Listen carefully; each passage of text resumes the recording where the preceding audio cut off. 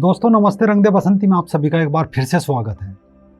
दोस्तों, क्या कभी आपने सुना है कि गधों ने अपना अलग धर्म बना लिया, या कुछ कबूतर धर्मांतरित होकर कौवे बन गए, या फिर कुछ शेर धर्म परिवर्तन करके गीदड़ बन गए। लेकिन इंसानों के मामले में ऐसा कुछ नहीं है। यहाँ तो कोई मत परिवर्तन कर बैठा है, तो कोई मत परिवर्तन करने के लिए आंदोलन चला रहा है। कुछ का धर्म ईसाई और कुछ का मुस्लिम मिशनरी कर रही है, तो कुछ का सीधे नेता ही बदल रहे हैं। एक दो का नहीं, एक साथ करोड़ों का। यानी हिंदू एक ऐसी फसल हो गया जिसे कोई भी बिना दराती के हाथ से भी काट ले जाता है। हाल ही में झारखंड विधानसभा ने सरना आदिवासी धर्म कोड बिल को सर्वसम्मति से पास कर दिया है।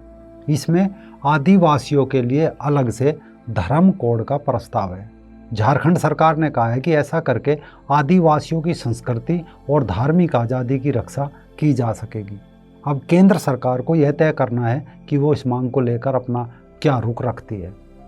ठीक ऐसा ही कुछ एक दो साल पहले कर्नाटक की कांग्रेस सरकार ने 2018 में भाजपा का सबसे बड़ा वोट बैंक माने जाने वाले लिंगायत समुदाय का अलग धर्म की मान्यता दी थी और अनुमोदन के लिए गेंद केंद्र सरकार के पाले में फेंक दी थी। हालांकि वो गेंद अभी भी केंद्र सरकार के पाले में ही पड़ी है।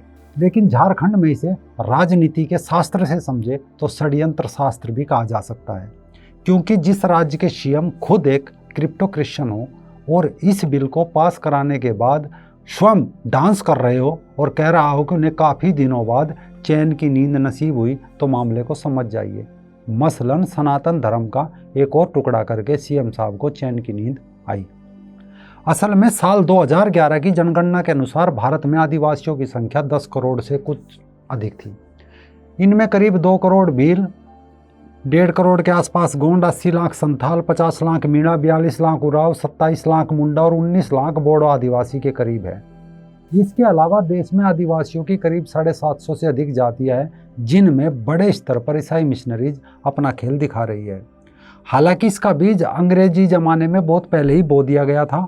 साल 1871 से लेकर आज़ादी के बाद 1951 तक आदिवासियों के लिए अंग्रेजों ने एक अलग धर्म कोड की व्यवस्था कर रखी थी, ताकि आसानी से उनका धर्मांतरण किया जा सके। लेकिन आज़ादी के बाद भी तत्कालीन सरकारों ने इसमें कोई सुधार नहीं किया। ना कोई हिंदू संत बाबा आश्रम से जुड़े धार्मिक लोग इन लोगों के बीच गए, बस अपना हरिद्वार और बनारस में हलवा पूरी खाई और पीछे को लेट गए। हाँ, आसाराम बापू ने थोड़ी बहुत कोशिश की थी इन इलाकों में जाने की, लेकिन उसे जेल हो गई। अगर देखा जाए तो 1951 की जनगणना के बाद देश में आदिवासियों को अन्य कॉलम में डाल दिया गया था, लेकिन आदिवासी समुदाय फिर भी खुद को हिंदू कॉलम में दर्ज करने लगे। किंतु आज़ादी के बाद इन्हें एसटी कहा गया। इसका अंदाज़ा इस बात से लगाया जा सकता है कि साल 2011 की जनगणना में झारखंड में बड़ी संख्या में आदिवासी होने के बावजूद भी सिर्फ 40 लाख की संख्या में खुद को सरना के रूप में दर्ज किया था।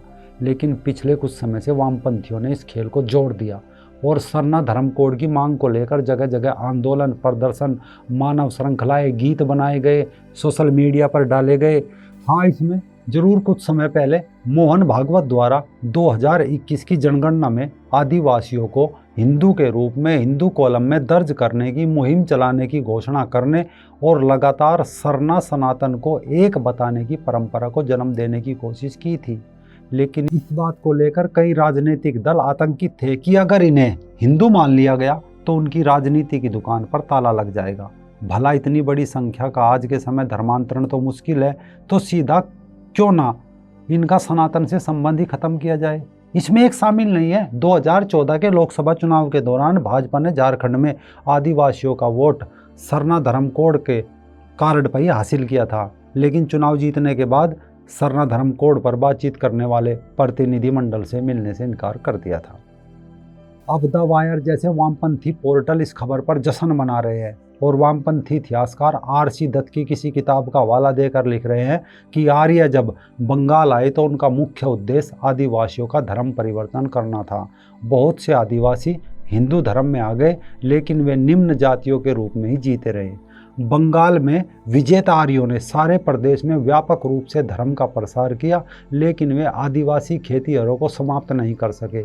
बहादुर और उग्र आदिवासी बंगाल के सुरक्षित जंगलों में चले गए, वहीं कमजोर और दुर्बल लोगों ने विजेताओं का धर्म स्वीकार कर लिया। ये इनका लिखा इतिहास है। लेकिन अब इसमें इतिहास नहीं, इनके खेल को समझिए, इन वामपंथियों की लीला को समझिए। जो लोग मुस्लिम आक्रांताओं के कारण अपना सनातन धर्म बचाने के लिए उस समय वनों में चले गए थे, उन्हें इन लोगों के द्वारा आर्य आक्रमण से जोड़ दिया गया। भला इनसे कोई पूछे कि इतिहास में ऐसा कौन सा आर्य राजा था जिसने बंगाल पर आक्रमण किया हो और वहाँ पर धर्मांतरण बड़े रूप से चलाया हो, और उससे पहले इनका धर्म बताने का भी कष्ट करे, शायद कोई जवाब नहीं आएगा। यानी असली मामले को छिपाने के लिए द वायर जैसे पोर्टल नकली खबर प्रसारित कर रहे हैं। दरअसल पिछले दिनों राजधानी रांची से करीब 25 किलोमीटर दूर आदिवासी बहुल गांव गढ़खटंगा में आदिवासियों की जमीन पर बने चर्च के ऊपर लगे क्रॉस को तोड़कर अपना पारंपरिक झंडा आदिवासियों ने लगा दिया था। गांव वालों ने दावा किया था कि गलत तरीके से गांव की जमीन को हथिया कर चर्च बनाए जा रहे हैं। ये टकराव नया नहीं था। आदिवासियों और ईसाई मिशनरियों में सांस्कृतिक और धार्मिक टकराव साल 2013 में उस समय भी देखने को मिला था, जब रांची के सीपुर गांव के कैथोलिक चर्च में मदर मेरी की एक मूर्ति का अनावरण किया गया था, जिसमें मदर को आदिवासी महिलाओं की पारंपरिक और सांस्कृतिक परिधान लाल किनारे वाली सफ़ेद साड़ी में दिखाया गया था। तब भी विरोध में रांची के मोराबंदी मैदान में करीब 20,000 आदिवासियों ने जमा होकर विरोध प्रदर्शन किया था। मूर्ति में मदर मेरी ने जिस तरीके से बालक यीशु को पीले कपड़े में बांधकर गोद में रखा था, वह भी बिल्कुल वैसा ही था जैसे आदिवासी महिलाएं अपने बच्चों को रखती है। दिन पर दिन टकराव बढ़ रहा था।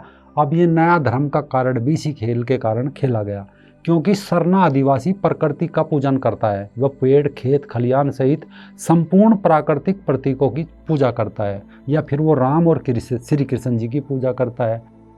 आज गांव में आदिवासी महिलाएं टोलियां बनाकर जाकर मिशनरीज के खिलाफ प्रचार कर रही है, लोगों को जागरूक कर रही है। तो राज्य के क्रिप्टो क्रिश्चियन मुख्यमंत्री ने यह दांव खेल दिया, कल इनके पास देवी देवता नहीं होंगे तो आसानी से मदर मेरी की मूर्ति को आदिवासी बनाकर उनका धर्मांतरण किया जा सकता है। इसी कारण आदिवासी समाज के बीच हिंदू विरोध की आग वामपंथी कई वर्षों से सुलगाना शुरू कर चुके थे, लेकिन अब इनका खेल बिल्कुल स्पष्ट हो गया है। दोस्तों, वीडियो को लाइक और शेयर जरूर करें। जय हिंद, वंदे मातरम।